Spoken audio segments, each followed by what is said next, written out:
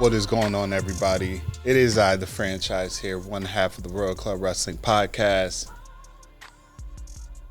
Today is a special episode.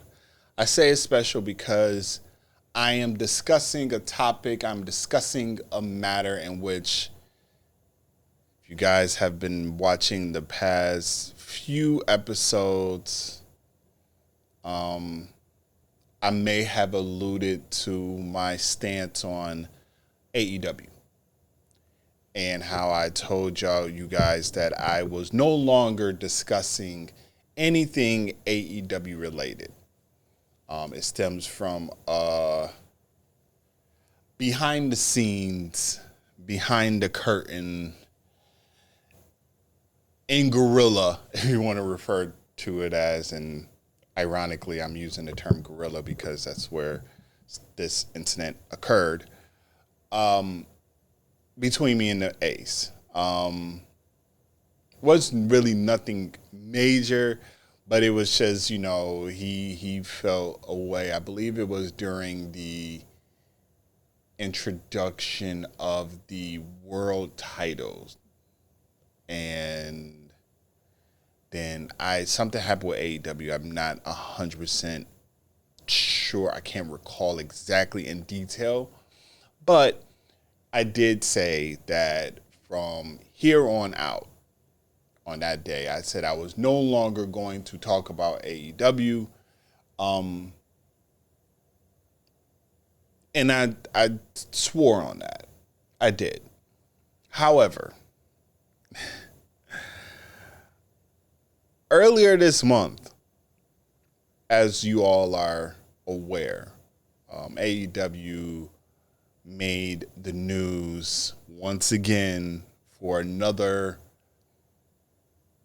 backstage brawl, if you want to refer to this one as a brawl, with CM Punk and Jack Perry, Jungle Boy Jack Perry, which led to the indefinite suspension of Jack Perry and the termination of one CM Punk. And I put a poll up on the Instagram page, RCW_podcast, and basically just asked, do y'all want me to talk or give my thoughts and opinion on this whole mess in a whole? Because it is something that, it's major. It was a major situation that occurred. It stains AEW to a degree. It leaves people questioning a lot of the parties involved, and the build-up behind this, because there was build-up, there was frustration, there was anger, and I just asked if y'all wanted me to address it, if y'all wanted me to talk about it, and 100% of you guys said yes, we want to hear. So I know this is a little late. Like I said, it's about to be, it's about to be a month since All In. It's going to be a month since All In, which since then, there's been, first it was record-breaking numbers, to then find out that that wasn't the case. The tickets sold was that amount, that groundbreaking number, but the people actually attending it didn't break a record. So it leaves a lot of people upset with AEW. A lot of people now are, questioning them and blasting TK, and it doesn't look good for them for what they did. For them to say that, for them to use this as a tactic to be like, hey, like, look, we did something bigger than WWE. And I'm not trying to make it, I'm not obviously trying to make this a WWE AEW battle, but when you present yourself with this and you say like, hey, we've done this, we've broke this record, top that, and then when the actual numbers come out and the actual people that walk through the turnpike, walk through the gates, was not that. That's why you always got to pay attention when Triple H makes these announcements or talks about these records that have been broken. He uses certain terminology. He uses the gate, and that's because they're counting the number of tickets that they scanned at the gate, not the tickets that were actually sold, because you can sell out an event and something may happen. The people who bought the ticket, they may have changed their mind. They may have got sick. They may have, said, something happened in family emergency, whatever the case may be. So Tony Khan wanted to put it out there like, hey, we sold this number, groundbreaking. But they kept putting it that was the number of people that was in attendance when that wasn't the case. So it's past few weeks have not been a good few weeks for AEW. So on September 2nd, AEW, Tony Khan announced that they were terminating CM Punk. They have come to terms with terminating Phillip Brooks, CM Punk. We all know.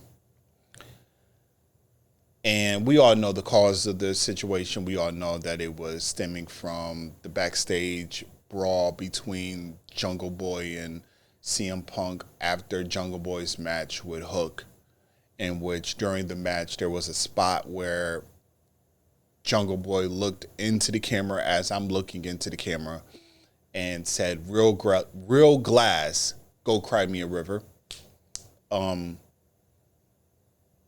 No one knew what that reference was.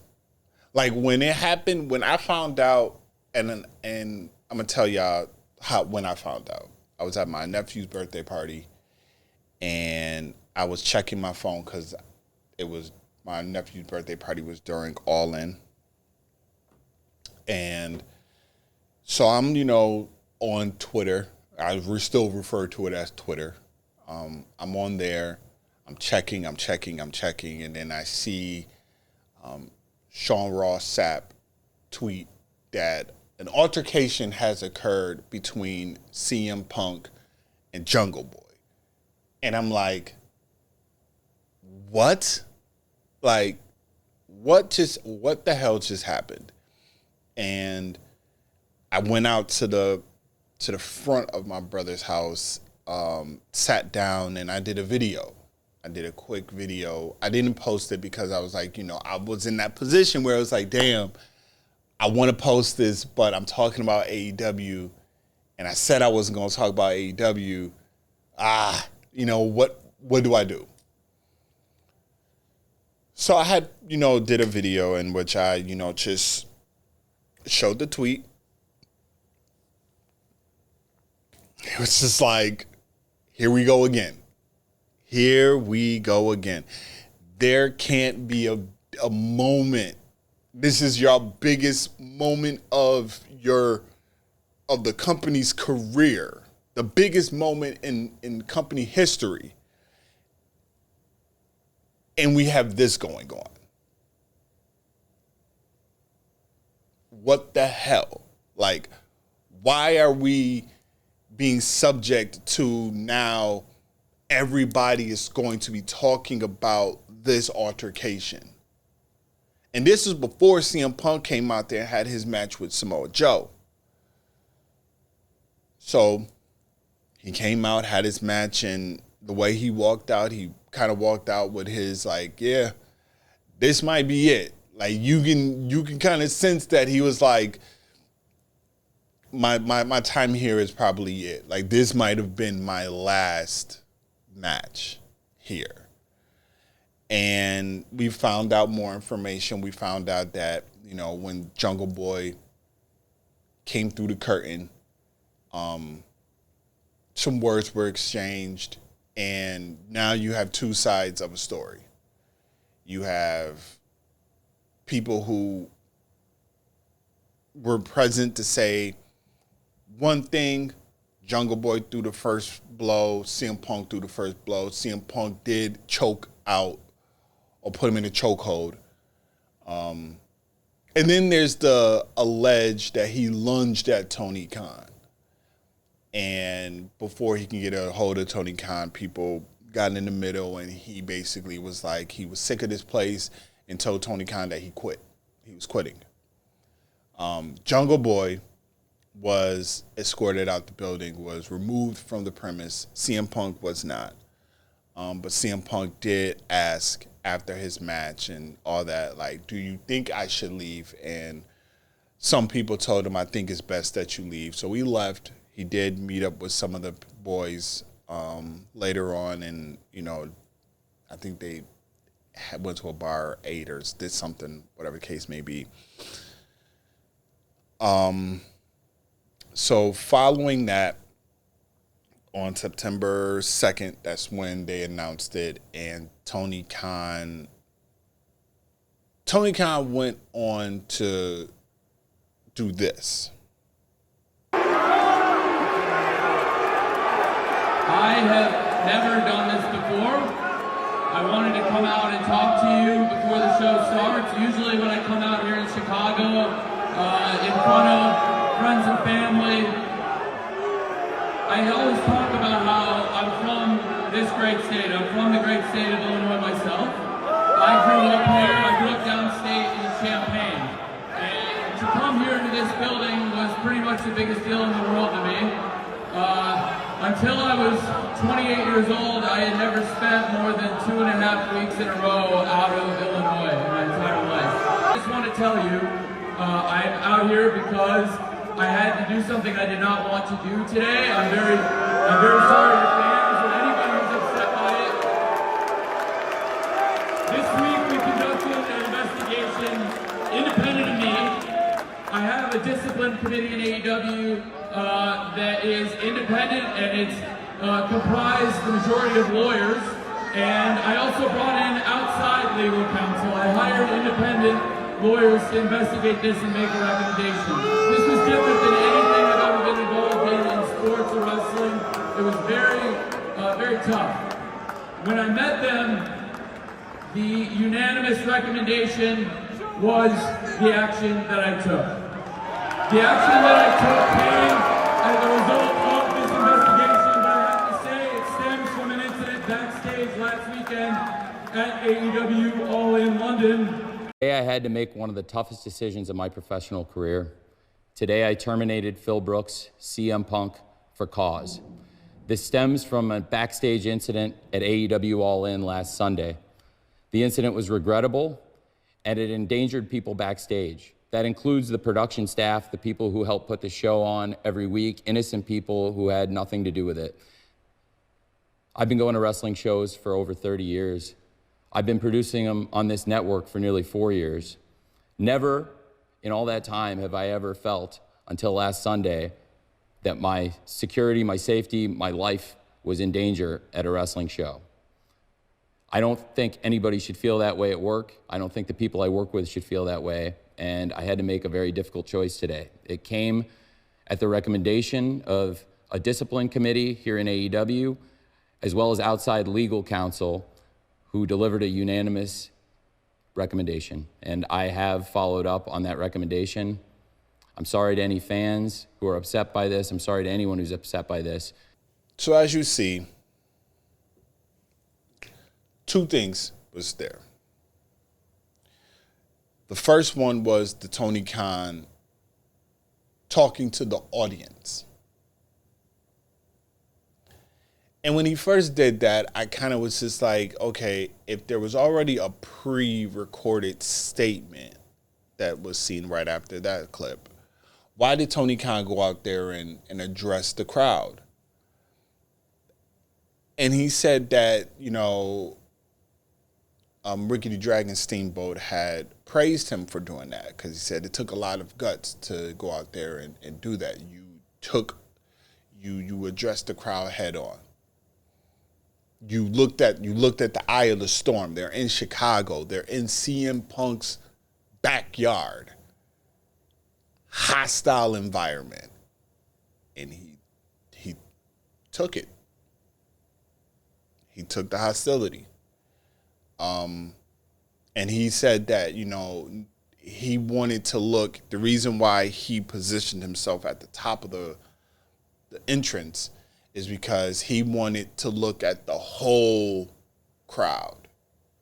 He didn't want to do it in the ring where he's looking at the hard cam, so he's looking directly at this camera and not looking at the whole crowd. He wanted to be able to look at the whole crowd, and he sat down and made it feel like he was more comfortable and being like, this is what he had to do. Do I applaud him for that? After reading that statement, after reading what he said, I do applaud him for doing that. But in the same breath, I will say this. Tony Khan should not have fired CM Punk. This whole issue starts and ends with Tony Khan. And I say that because Tony Khan allowed this to happen. In my humble opinion, Tony Khan should have nipped this in the butt way before. I said it during the All Out media scrum, when he addressed this matter and he discussed, or when CM Punk just started to go at every last person, the EVPs, Hangman Page, he went at everybody. Tony Khan at that moment should have taken control of this problem. You are the head of this company. As you stated in your press release, which you see right here, in that press release, he refers to himself as the owner, general manager, and head of creative of AEW. You have the control and the power to grab this by the bullhorn. I'm going to say this, and y'all tell me, do you think at any point Vince McMahon would have allowed this to happen? Do you think at any point Triple H would have allowed this to happen? No. They would have took control of this matter. They would have.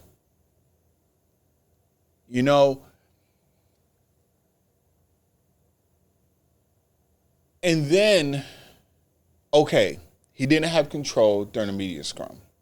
He does what he does. He suspends CM Punk. He suspends the Young Bucks and Kenny Omega.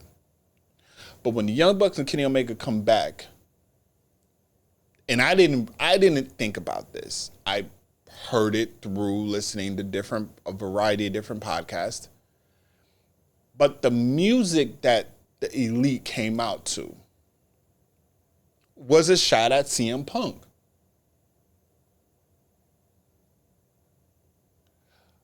The little jabs that they were taking at CM Punk during a one match, I think it was during Dynamite, Kenny Omega is biting people as a callback to the rumors that I think it was Ace Steel that bit Kenny Omega, or bit one of the Young Bucks or whoever, you have that. Then you have the, CM Punk willing to sit down and meet with them. And then apparently the Young Bucks said that CM Punk will have to go 6 months without no problems for us to meet with him and kind of try to see if we can work something out. Because everybody knew what the AEW fan base wanted was an Elite versus CM Punk and FTR. You slowly started to see that they might have been teasing it. It was a very slow build, but we could see that this is what it was possibly leading up to. But according to numerous reports, the Young Bucks insisted that CM Punk go 6 months without no problems. And clearly, with CM Punk being on Collision, and it felt though as if CM Punk had more than one role in AEW, because even when you go back and you read the statement of the release of him, it said contracts, more than one. So I'm thinking to myself as I read that, what other contract or position does CM Punk have other than that of talent? But when you start thinking about the strings and the things he was doing in Collision, you would have felt though as if he has some type of control with Collision. And that's where the whole angle with Jungle Boy apparently took place, because Jungle Boy wanted to do a spot with Real Glass, hence the comment he made at All In. And apparently it was greenlit, but then CM Punk was like, nah, we're not doing that. We don't do that here. Because Jack Perry had vacation that he had coming up, but he wanted to do an injury angle to make it more clear that, okay, he got injured, he's out for a week or whatever, he comes back, they create more story. Jack Perry wanted to create more realism with that.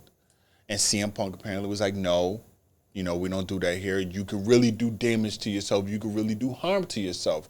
We've seen what happens when people use like Real Glass. For example, when Goldberg back in the day, when he was feuding with, I believe, Scott Hall or Kevin Nash with the NWO and all that, after he lost the world title to Kevin Nash, because Hall had the stun gun and stunned him, it's built a match between Hall and Goldberg. And if y'all remember correctly, Goldberg even alluded to it.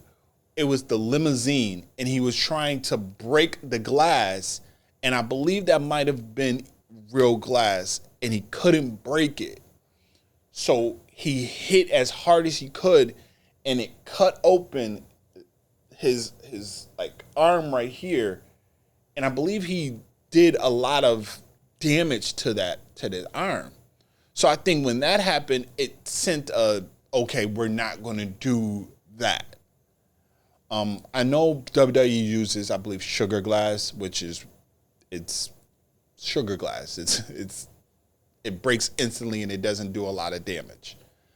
But that's not here nor there. So obviously that led to Jack Perry to say what he said. And you can tell that, CM Punk, if that's true, that CM Punk has some type of control over Collision. He probably was like, we're not going to do that here, this, and third. And then obviously we see what happens.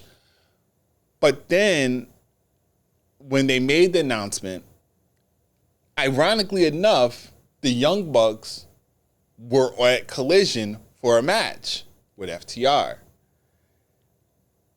And it was after the match where you're seeing the Young Bucks running around, celebrating, as though as if they're happy that CM Punk is gone. It's these little subtle jabs from the Young Bucks, which is supposed to be EVPs, who are supposed to be mature people, and they're acting like kids. You know, the whole thing was very childlike. It was childish. And now there's talk of like the morale in AEW is kind of lifted. It's like this dark cloud has been removed, and now they're able to be free and have this fun again and this, that, there. So it's making it seem though as if CM Punk was the problem.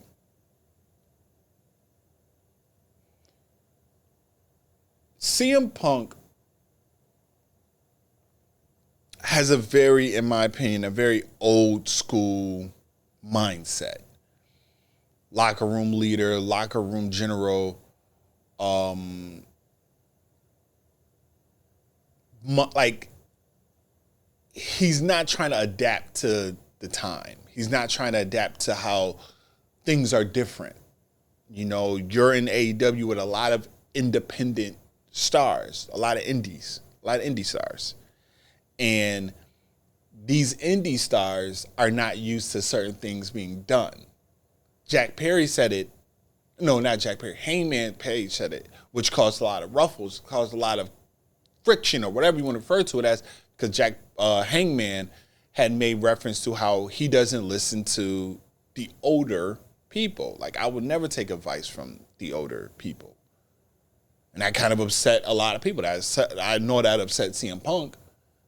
But you got to understand, he's looking at that from that perspective because he's like, I built my career on this.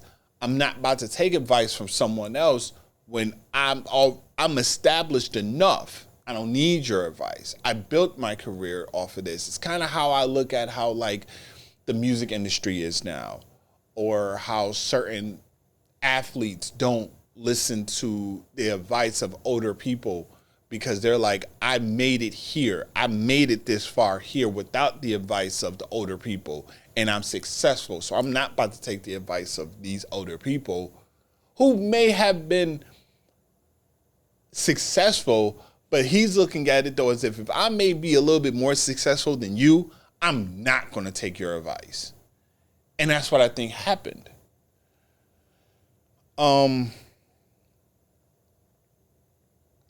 So now there's been talks, there's been rumbles about where is CM Punk going to go? What is going to happen with CM Punk?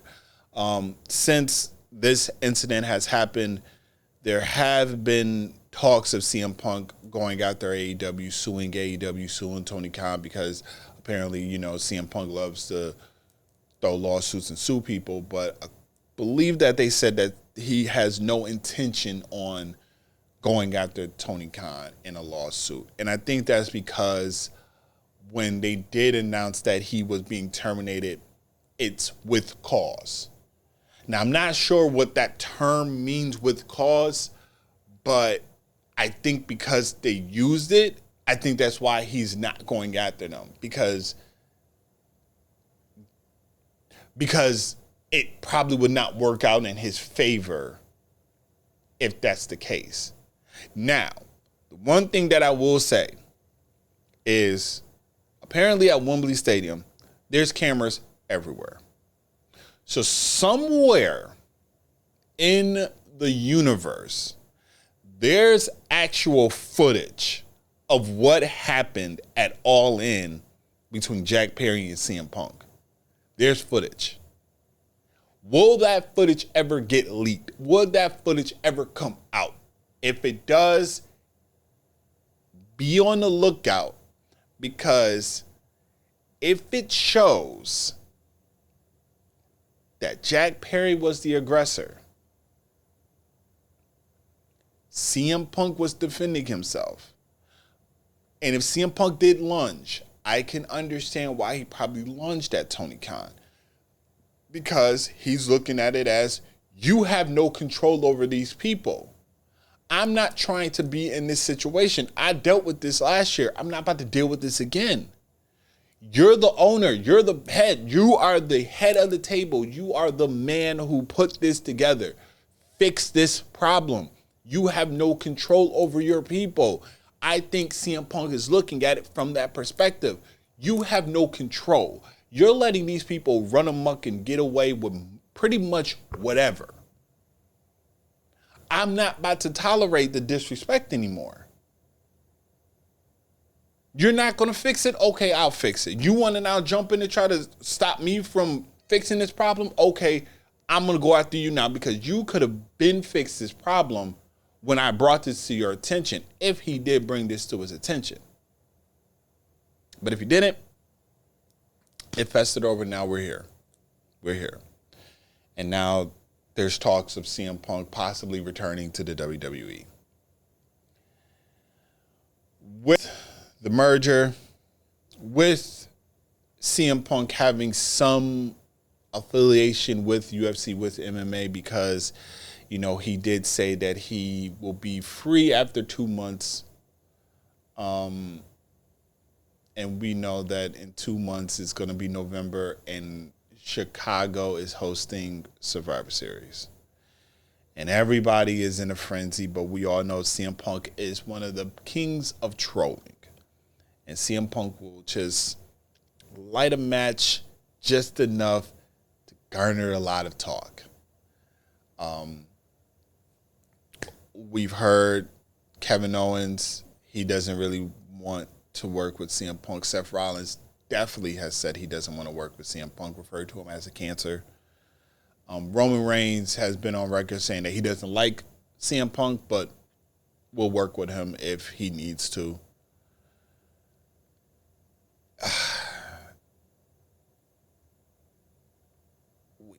We have to wait and see. Do I want to see CM Punk back in the WWE? No, I don't.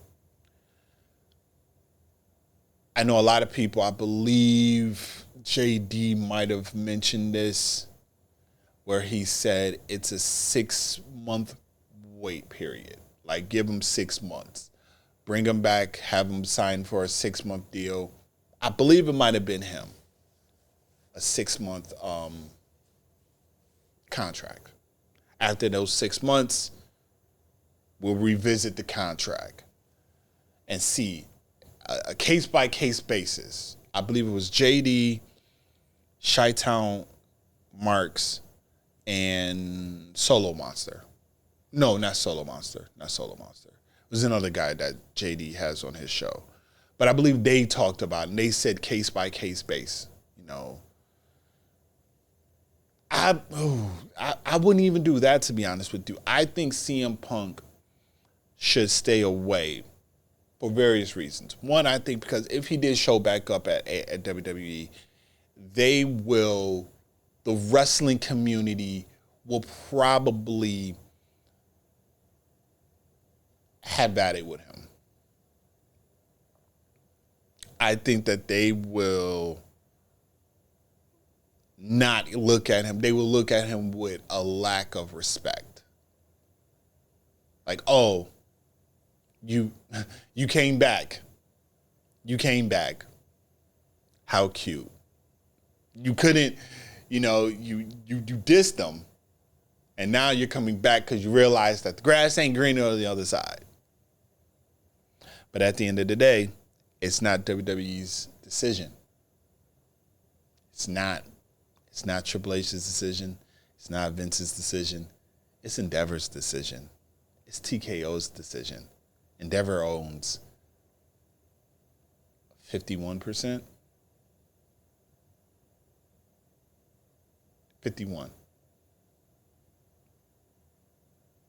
They own more than the McMahons, than Vince.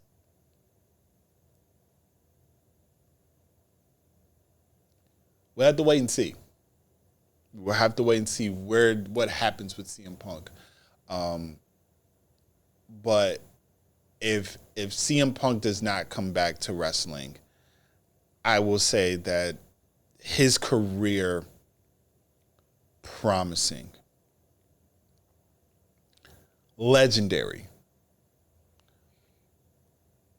but there's a lot of trust issues that CM Punk has.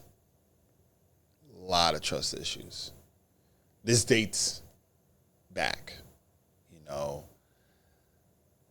if you ever watched his documentary on the WWE Network, or Peacock if you have, but I know it was originally on the network and now, whatever's on Peacock. But if you ever watch CM Punk, the best in the world, he alludes to certain trust issues that he has. Obviously, he has had a rocky relationship with his parents. His brother has stole money from the wrestling company that they had created back in the day. So he does have a lot of trust issues with a lot of people.